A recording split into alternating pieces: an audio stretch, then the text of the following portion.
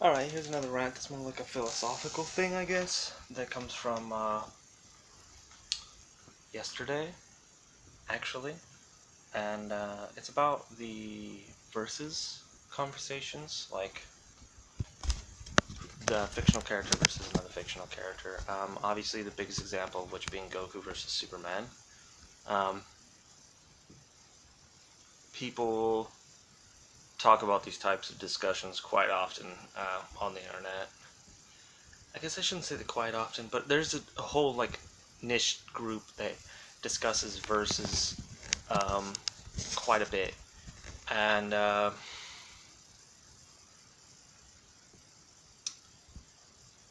I gotta remember what I was gonna say about it. Okay, so basically, what I was gonna say is that the main problems is that usually these versus debates start between two heroes, and the biggest problem with that is the fact that most heroes are part of their own universes where they never lose in their story. So you have a character who never loses, who's always just good enough to win, and then you're pitting them against another hero who's never loses and is just good enough to win. And I think the perfect example of that is Goku versus Superman, because Goku is a character who always is just strong enough to beat whatever enemy, whatever villain.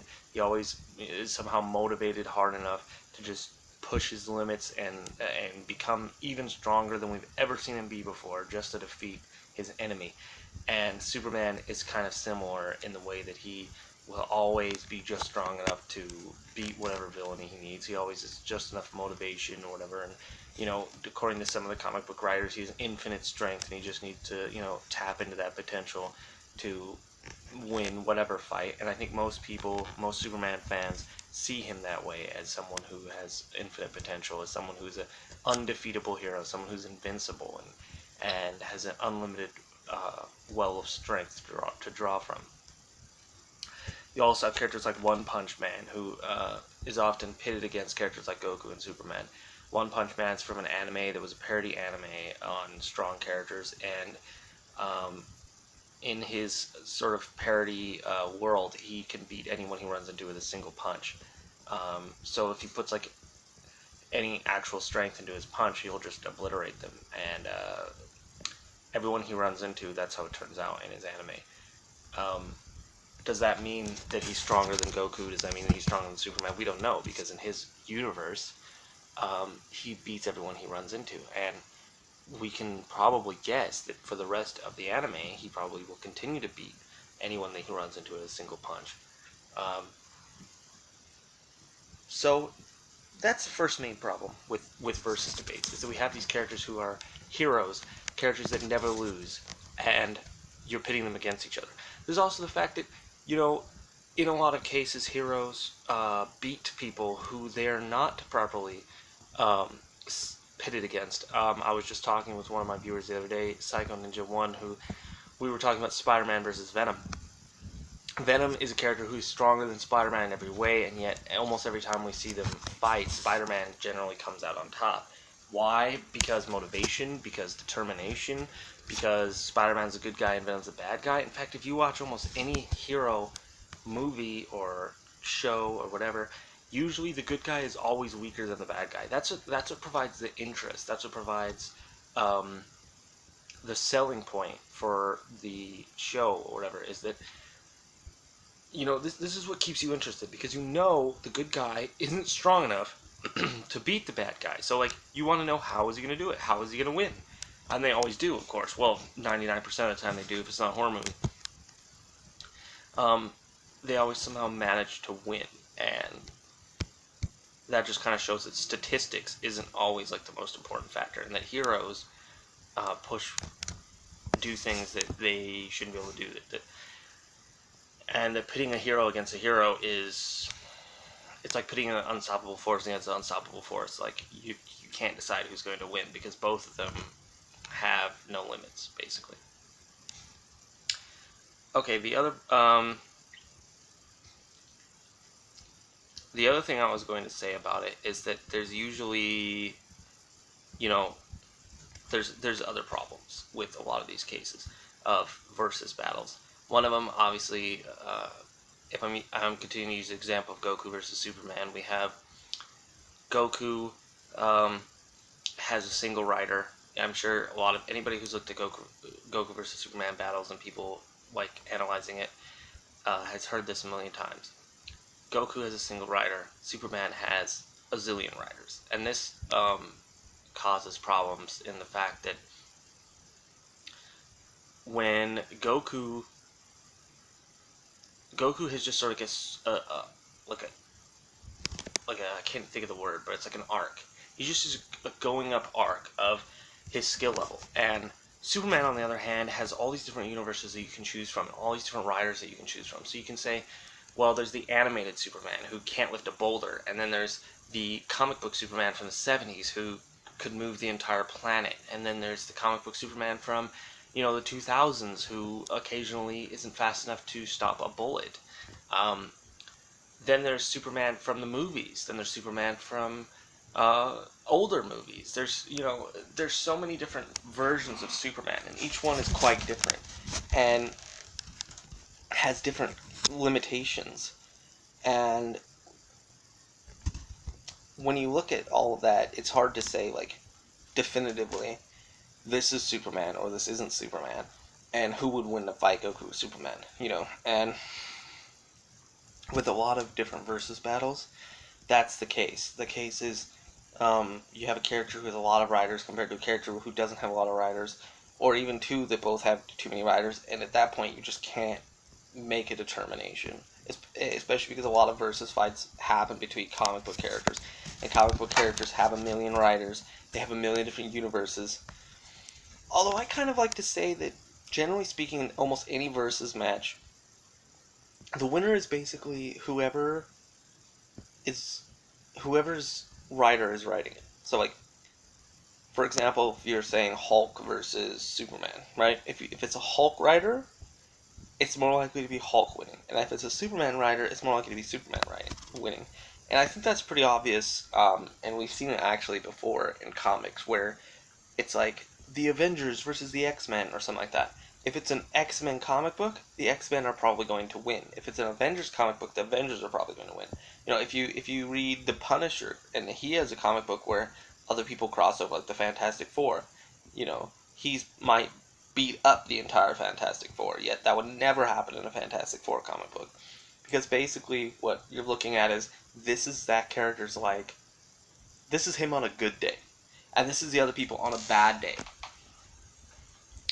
And that's what kind of just completely throws all versus battles out of whack. Despite that, though, I still find versus battles interesting. I still find this, comparing statistics and comparing the strengths of characters interesting. I have considered before making like a YouTube channel or something and just filling it with like analyzations of different versus battles. I'm not sure if anyone would be interested in watching it, and more importantly, they'd probably be kind of boring because I'm not an animator, I'm not an artist, I can't animate that kind of stuff. But, there would be a lot of, I'm not going to make a final statement on Goku versus Superman because, there's a lot of people who just see Superman as a true hero, someone who can never lose, someone who can always be on top, and a lot of people see Goku as like the strongest person ever as well. So picking either side just kind of angers the other side. Although I do think that there's like two main schools of thought on Goku versus Superman. So we have the Superman school of thought, which usually comes from the people who are Superman fans, of course. Well, that's pretty much how it is. You're probably going to know more about the side that you're a fan of than the side that you're not a fan of. And you're probably going to expect the side that you are a fan of to win because you know so much about what they're capable of and believe in them so much. So you're going to be like, who's this random anime character? Or who's this random like comic book character who's just considered to be OP? They're not going to win, So the two schools of thought usually are the Superman school that says Superman is pretty much just invincible, and he's just unlimited strength. And then there's the, so basically he can't lose, and, he can't really die because he'll just like regenerate, and, You know, he can take virtually any amount of damage because he's just invincible to everything that isn't magic or psychic. And you know, and it's kind of like the one versus people said. He's kind of like a god, basically. He's like a god trying to fit in with men, and Goku's a man trying to become a god. That's what they said. So basically, there's that's that school of thought, which is the sort of Superman fan school of thought. The Goku fan school of thought is that Goku seems to have very high statistics. We see a lot of stuff like if you try to compare the actual battles that we've seen Superman do and the battles that we've seen Goku do, you know, we never see the same level of feats in the most part. Like we do when it comes to strength. Like Superman, obviously moving planets and stuff in all their comics is quite incredible. But speed-wise, we see very little from Superman, other than that he can, you know, spin around the planet and travel through space very quickly. We never see any actual speed in combat, which is usually very important to the argument of Goku winning against Superman. Is that Goku's combat speed, we see even from the earliest Dragon Balls, is incredibly high, to the point that he can leave after images behind, and can just become completely invisible to the naked eye because he's fighting so quickly. Whereas his flight speed is not even nearly that high. We often see them taking significant travel time just to fly around the world.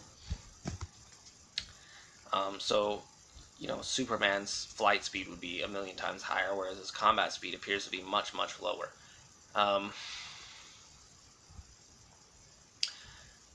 We also just see, in general, the amount of like lifting capacity tends to be very high on Goku's side in some of the earlier series, and then using mathematics they can like multiply it a certain number of times and it becomes quite outrageously high.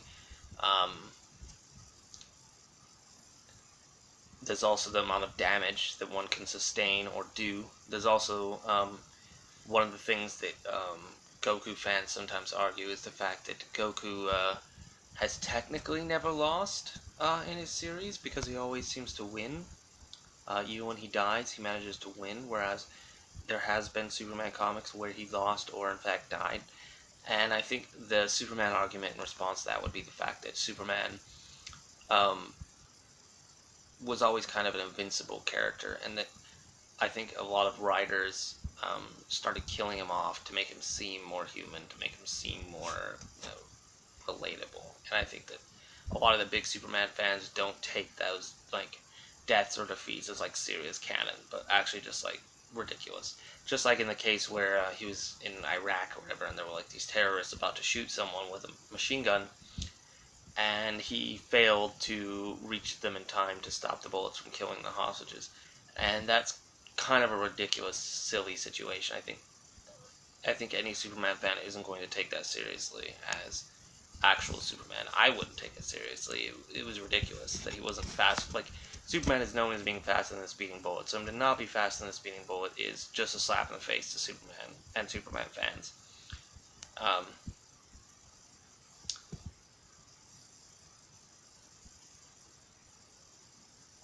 I'm not sure where all I was going with that. I think I'll probably have another Versus video in the future where I talk about some other characters that I'm interested in looking at. I might end up just making a Versus channel. Probably not, because I probably won't get any views, because there's a lot of channels at YouTube at this point, so making new ones, you're probably just going to disappear into the void. Especially since I don't have any actual animation or art to add, so it'll just be me talking, which would be boring. Or maybe I could make some stick figures and make them fight, I don't know.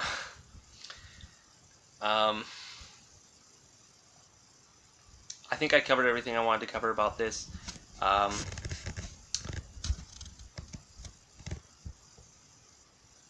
Versus fights, I think a lot of times it just comes down to who you're a bigger fan of. And on the right day, in the right situation, anyone can virtually be anyone. You know, that's right. I remember now one of the things I was going to say about that, and that's knife versus gun, right? Say you have a guy with a gun and a guy with a knife. Who's going to win? most people would immediately say guy with the gun, right? Who wouldn't? But the truth is, that's not always the case. Because what we're thinking of when we think of a versus battle is we're thinking of a big, like, wilderness where there's nothing and it's just, like, they just start, like, 50 feet apart and they're just already trying to kill each other for no reason. And, you know, there's no obstacles, there's no terrain, and it's just them standing there, who wins? And that's not the reality of almost any fighting situation. It's not even realistic. It wouldn't even be a realistic way to theorize a fighting situation. Um, you know, we aren't on the Final Destination map on Super Smash Brothers, okay? So what I'm saying is, you would say yes. If you were to compare merely firepower, merely lethality, a gun has more firepower, more lethality than a knife. You can do more damage from it faster and from a distance. However, if the characters are already in melee range, for example, then the knife guy may be fast enough to get around the guy or stab him many times before the guy can ever get off a shot. Guns are actually not that effective in close range. Most guns, especially rifles, pistols are better, but rifles especially are not good at close range because it's too easy to just get around them and then you're like never going to get hit. Also, if there's cover, so like for example, if we were talking about hallways, if there was some hallways and some corners, like a hotel room, for example, and the gun guy's walking down the hallway looking for the knife guy, and then the knife guy just jumps out at him from the side or from behind or just from in front of him, and he's too close, and then he could just stab him and theoretically kill him before the guy has a chance to react. I mean, we've all seen that in movies a million times. So, you know, and I think that's the perfect example of what can be.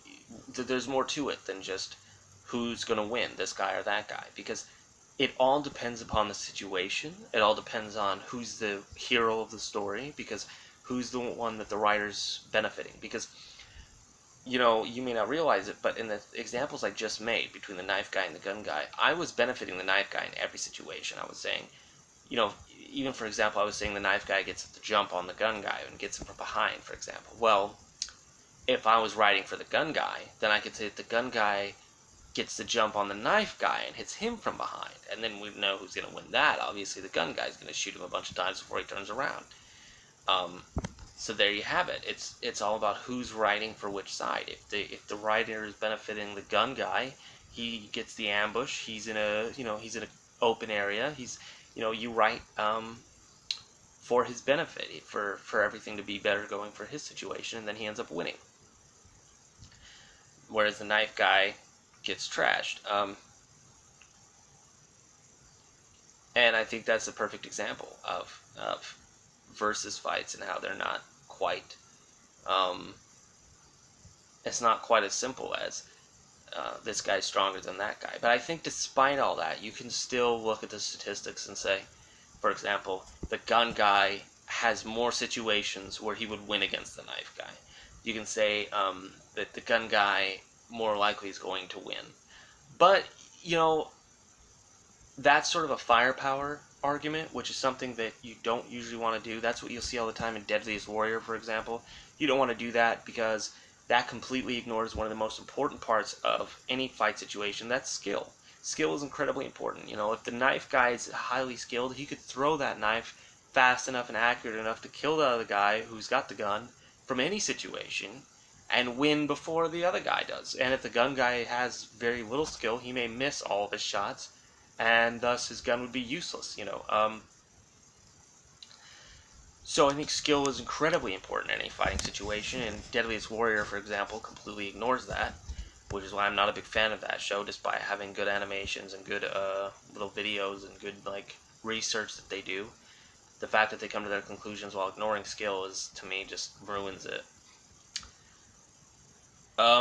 That's it for right now. I got my stream coming up about 10 minutes.